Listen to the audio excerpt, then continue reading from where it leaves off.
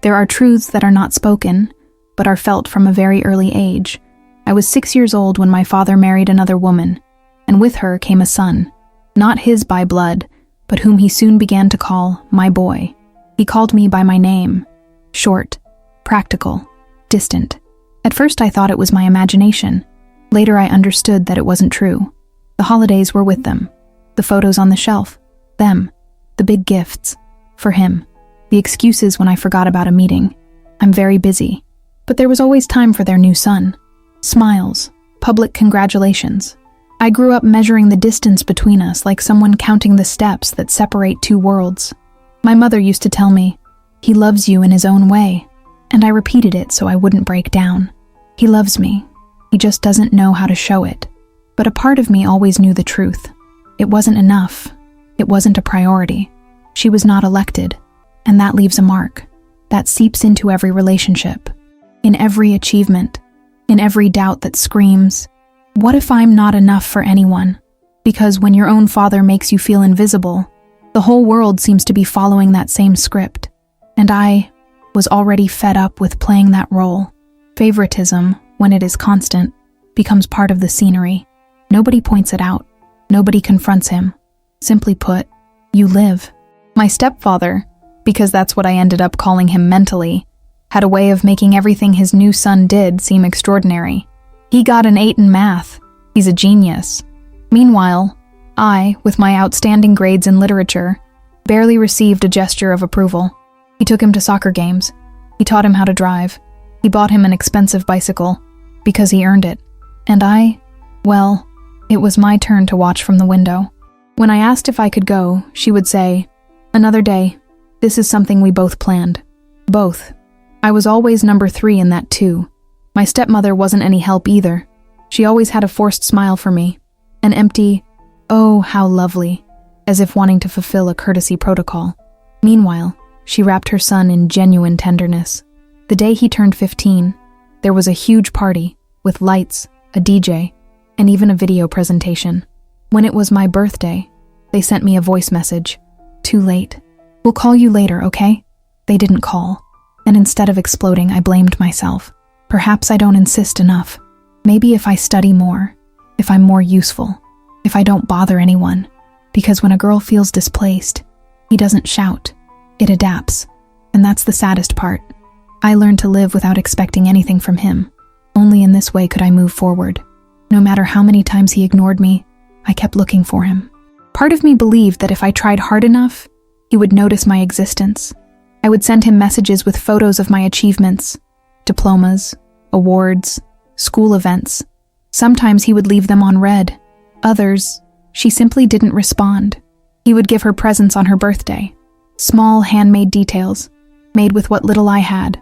A knitted scarf, a picture frame with a photo of me as a baby in her arms. He didn't even mention them. Once I even called him just to tell him, "Dad, I miss you." His response was a long silence, and then a change of subject. "And how are you doing in school?" Not even a me too. That day I cried silently, staring at the phone's blank screen, because I had become an expert at pretending that everything was fine, to not bother you, so as not to beg for affection. And the harder I tried, I felt more invisible. Sometimes I wondered if he saw me as an unwanted responsibility, an error that had to be loaded, a distant figure whom I could dismiss without consequence. But I wasn't just a number in his past. She was his daughter, the one who bore his surname, the one I was waiting for, even without hope. Because that's what those who love from the margins do. They wait, even though they know no one will come. It was the doctor who called my mother. Cancer. Advanced. The doctor's voice was calm, but harsh. They need to talk to him, organize everything that's coming. And there I was, after years of distance, sitting across from a man who now seemed more fragile than ever. Skinny, pale, with lost eyes. My stepmother could barely speak without breaking down. My stepbrother seemed overwhelmed by the situation. And I was there, the one that didn't matter, the one who wasn't the favorite, the one who was always ignored, was now the one organizing appointments, medications, and schedules. Not because of him. For me, because I needed to understand what it was that still made me stay. Perhaps he was still dreaming of one last gesture. A thank you. A I need you. But he didn't arrive. Not once during those weeks did he say anything that acknowledged my effort. It was as if he saw me, but didn't look at me, as if my presence were useful, but not valuable. One afternoon, while I was holding his arm so he could walk to the bathroom, he said to me, "Your stepbrother. He's going to take care of everything when I'm gone. He's the strongest." And I just nodded, because arguing was pointless, because inside, something was definitely breaking, and at the same time, something was beginning to harden. He wasn't going to fight for that place anymore, because there is no worse battle than the one fought against a parent's emotional blindness. His funeral was somber, cold. Most of the attendees were co-workers, neighbors, and some family members I hadn't seen in years.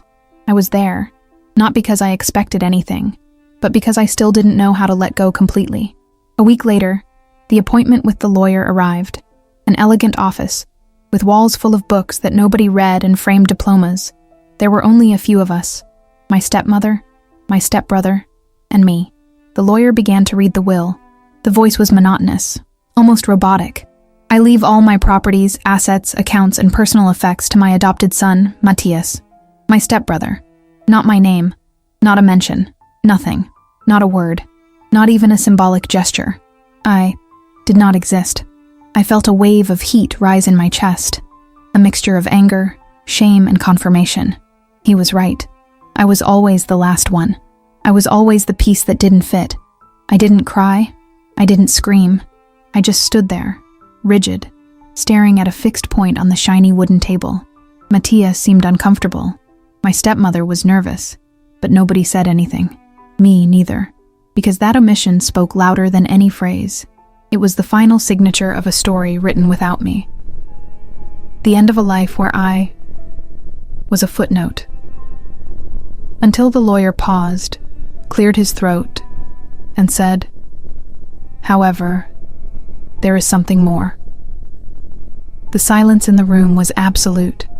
The lawyer opened a drawer and took out a manila envelope with a red mark in one corner.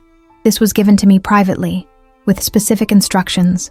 It is not part of the official will, but its contents deserve to be read. My heart raced. My hands were trembling, but my face remained steady. The lawyer broke the seal and unfurled a handwritten letter. I recognized the handwriting.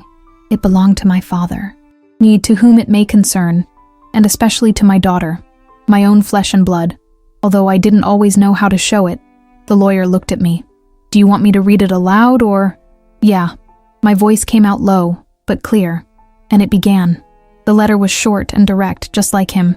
In it, he admitted that he had not known how to be a father, that the pain of his divorce made him shut himself away, that raising someone else's child was her way of redeeming herself for past mistakes.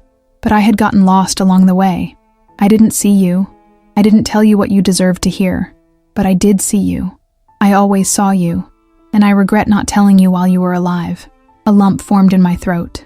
It was late, very late, but it was the first time that my existence was acknowledged by him by name. There was something else at the end of the letter, an account number, a sum. It wasn't big. It wasn't what he left Matthias, but it was something of mine, something he had kept to himself, without anyone knowing. "This is for you, not because it makes up for it, but because you deserve it." And for the first time, I felt seen. I left that office clutching the letter between my fingers as if it were a relic. It wasn't about the money. It wasn't the account. It was the ink. The words I waited for years, and although they arrived late, they arrived clean. I went home and read it over and over again. There were phrases that were etched into me like scars that finally had a form. I never saw you as weak. I saw you as distant, because I was the one who distanced myself. Matthias gave me companionship. You gave me the weight of my mistakes. Therein lay the truth. I was his mirror, and he didn't know how to deal with it. I was his biological daughter, the one who dragged her surname through every school, The one who hid behind the constant effort, the one who remained silent for years waiting for a sign. And finally, that signal arrived, not with hugs, not with words spoken aloud, but yes, with sincerity written in one's own hand. I called my mother. I read it to her completely. She cried, not because of the content, but because of what it represented. A door that closed without resentment. For the first time, I was able to talk about him without anger. I was able to remember without anger. And in that transformation, I discovered something unexpected. I need nothing more than this letter to redraw my story, because recognition doesn't erase the pain, but he accommodates it. And sometimes, that's enough to heal. The letter is now stored in a wooden box, along with the few photos I have of him. Not because I want to live in the past, but because for the first time, that past has a form that I can hold without breaking. My stepbrother never contacted me again. I don't expect it either, because this story wasn't between him and me. It was between my father and me, between her silence and my voice, between her absence and my need to understand. And although he didn't have the courage to tell me face to face, he wrote it, he signed it, he left her, because not all parents apologize, and not all children receive it. I did it, not at the right time, not with the perfect words, but I did it, and that changed me. It didn't make me forget, but it gave me peace. The inheritance wasn't in a house or a bank account. It was in that letter, in that phrase that still resonates within me. I saw you, and I regret not telling you. Perhaps I never heard from her that she loved me, but that document was his way of saying it. And now, every time I doubt my worth, I don't have to search for her voice. I just have to read, and to remind myself that I wasn't invisible. I was his daughter, and in the end, he knew it too. There are stories where love arrives late, but it still arrives. And sometimes, a single letter is enough to break years of silence. I spent my life believing that I wasn't enough, that it was not seen, that it didn't matter, until I understood that even those who hurt us the most can, in their own clumsy language, say they are sorry. If you ever felt like you were the second choice, if you've ever waited for a word that never came, write it here below. I also deserve to be chosen. And tell me, where are you watching this story from, and what time is it in your city? Because if it happened to you, it's because your story also deserves to be told.